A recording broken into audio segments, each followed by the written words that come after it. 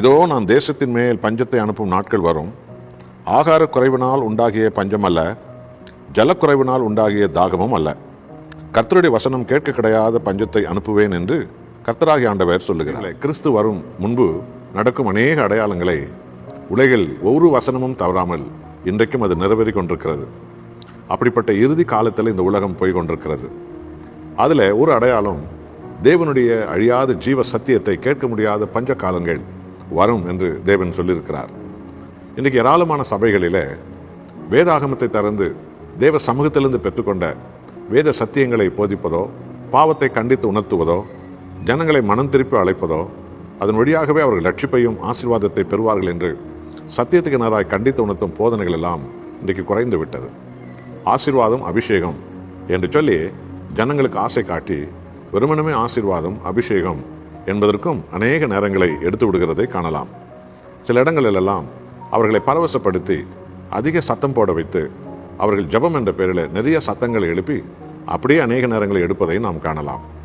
இன்றைக்கு ஏராளமான பாட்டுக்களை, கிறிஸ்தவ பாட்டுக்கள் எல்லாம் ரசிக்கிறவர்களாக எல்லோரும் மாறிப்போனோம். நல்லதுதான், ஏதோ சில பாடல்களை கேட்க வேண்டும். ஆனால் வேத வசனத்தை நாம் அனுதினமும் ஆராய்கிறவர்களாக இருக்க வேண்டும். ஆகவே நண்பானவர்களே, மனுஷன் அப்பத்தினால் மாத்திரமல்ல, தேவனுடைய வாயிலிருந்து புறப்பட்டு வரும் ஒவ்வொரு வார்த்தையாலும் உயிர் வாழ்வான். வானம் அழிந்தாலும் பூமி அழிந்தாலும் என் வார்த்தைகள் அழியாது என்றார். அப்போ தேவனுக்கு நாம் முதலிடம் கொடுத்தால் அந்த வார்த்தையான ஆண்டவர் இயேசுவுக்கு நாம் முதலிடம் கொடுப்போம். ஆகவே இந்த நிகழ்ச்சிகளை பார்க்கிற நீங்கள் வேதத்தை வாசிப்பதும் அல்லது வேத வசனத்தை கேட்பதிலும் அதிக கவனத்தை நீங்கள் வைக்க வேண்டும். என்றால் வார்த்தை அழியாதது. அந்த வார்த்தை தான் ஆண்டவராக இயேசு கிறிஸ்து. அந்த வார்த்தையை நாம் கேட்கும் பொழுது ஆவியானுடைய அபிஷேகம் நம்ம மேலே இறங்கி வரும். இன்றைக்கு உலகிலே உலக காரியங்களுக்கும் உலக மாயைகளுக்கும் உலகத்தின் திருப்திப்படுத்தும் சம்பவங்களுக்கும் அதிக நேரம் போய்விட்டது. தேவனுடைய அழியாத வார்த்தைகளுக்கு தெய்வ பிள்ளைகளாகி நாம் முதலிடம் கொடுக்க வேண்டும். எல்லா இடத்திலும் வேத வசனத்துக்கு நாம் முதலிடம் கொடுக்க வேண்டும். பிள்ளைகளும் வேத வசனத்தை கவனிப்பதிலே கவனம் செலுத்த வைக்க வேண்டும்.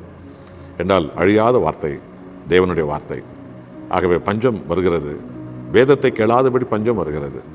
அநேக போதனைகளிலே, அநேக சபைகளிலெல்லாம் நேரங்களும் காலங்களும் உலக சட்டத்திட்டங்கள், உலகத்தினுடைய மனுஷர்களை திருப்திப்படுத்தும் காரியங்களிலே அதிகம் செலவு பண்ணுவதும் தன் சொந்த தாளந்துகளை அதிகமாக வெளிக்காட்டுவதற்குமே நேரம் எடுத்து விடுகிறார்கள்.